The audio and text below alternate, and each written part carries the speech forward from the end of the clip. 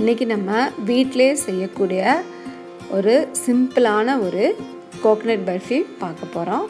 இது செய்கிறது ரொம்ப ஈஸி. இதுக்கு தேவை 2 கப் துருவின தேங்காய், 1 கப் அளவுக்கு சர்க்கரை, அதுக்கப்புறம் அரை கப் அளவுக்கு தண்ணி பாகு காய்ச்சறதுக்காக, அதுக்கப்புறம் 1 டேபிள் ஸ்பூன் பொட்டுக்கடலை, ஏலக்காய் தூள், 1 ஸ்பூன் நெய். இதில் ஃபஸ்ட்டு தேங்காயை போட்டு லேசாக அந்த ஈரப்பதம் போகிற அளவுக்கு, ரொம்ப வறுக்கக்கூடாது, லேசாக அந்த ஈரப்பதம் போகிற அளவுக்கு மாத்திரம் நம்ம லேசாக வறுத்து எடுத்துக்கிறோம். அதுக்கப்புறம் வாணலியில் சர்க்கரையை போட்டு அந்த அரை கப் தண்ணியை சேர்த்து நம்ம பாகு ரெடி பண்ண போகிறோம்.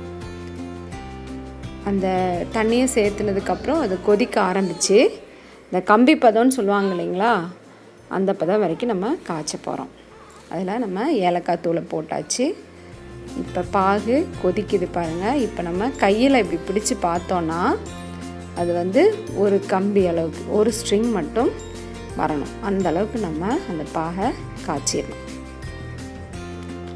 பார்த்திங்கன்னா இந்த ஒரு ஸ்ட்ரிங் வருது. இந்த டைமில் நம்ம தேங்காயை உள்ளே சேர்த்திடலாம். தேங்காய் வறுத்து வச்சுருக்கோம் இல்லைங்களா, அதை உள்ளே நல்லா மிக்ஸ் பண்ணிக்கலாம். அந்த பாகும் இந்த தேங்காயும் நல்லா மிக்ஸ் ஆகிற அளவுக்கு நம்ம நல்லா அதைய கிளறி விட்டுக்கணும்.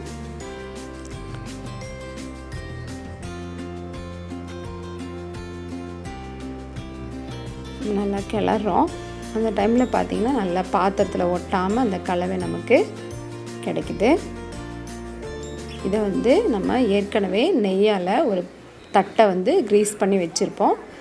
அந்த தட்டில் இந்த கலவையை கொட்டிக்கோங்க.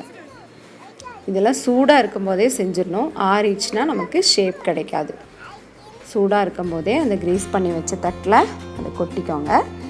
அதோட சுட சுட அதை நல்லா ஷேப் பண்ணிக்கோங்க. உடனே நம்ம சூடு இருக்கும் பொழுது அதை நல்லா ஷேப் பண்ணிக்கணும்.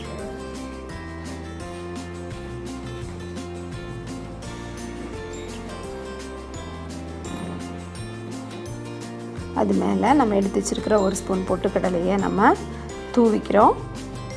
லேசாக அதை போட்டுட்டு அது மேலே அதை அழுத்தி விட்டுக்கோங்க. அதுக்கப்புறம் அது மேலே கொஞ்சம் நெய்யும் போட்டுக்கலாம். நல்ல மணம் வரும். இந்த நெய்யும் போட்டு நல்லா மேலே தடவி விட்டுக்கோங்க. இதை நம்ம இது ஆறுறதுக்கு முன்னாடி நம்ம சீக்கிரமாக இதையே நம்ம செஞ்சிடணும். அதுக்கப்புறம் நம்ம வேணுங்கிற ஷேப்பில் இந்த தேங்காய் பர்ஃபியை நம்ம கட் பண்ணி எடுத்துக்கலாம். இந்த ஸ்வீட் உங்களுக்கு பிடிச்சிருந்துச்சுன்னா லைக் பண்ணுங்கள், ஷேர் பண்ணுங்கள். நம்ம ஹாப்பி குக்கிங் சேனலுக்கு சப்ஸ்கிரைப் பண்ணுங்கள். தேங்க்யூ.